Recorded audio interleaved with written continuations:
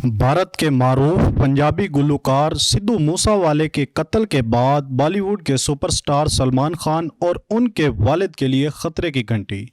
Bollywood superstar Salman Khan और उनके वालिद सलीम खान को इतवार को एक नामालूम शख्स की जानिब से धमकी आमेज खत मौसूल हुआ, जिस पर लिखा हुआ था, मूसे वाला जैसा कर दूंगा।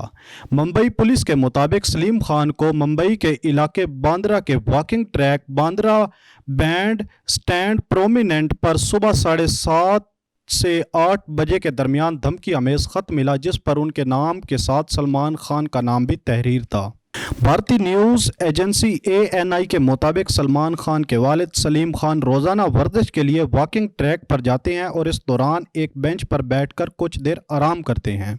रिपोर्ट के मुताबिक एतवार को भी सलीम खान मामूल के मुताबिक जब आराम की घर से बेंच पर बैठे तो इन्हें वहां पहले से मौजूद खत मिला, जिस पर तहरीर था, मूसे वाला जैसा कर दूंगा। बांद्रा पुलिस ने इस खत के बाद नामालूम अफराद के खिलाफ FIR दर्ज करके तहकीकात शुरू कर दी है।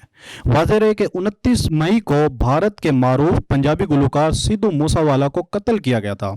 इस वाक़े की जिम्मेदारी लॉरेंस बिश्नोई गैंग के एक रुकन ने कबूल की थी। लॉरेंस बिश्नोई गैंग बॉलीवुड अदाकार सलमान खान को कत्ल करने की धमकी भी दे चुका है।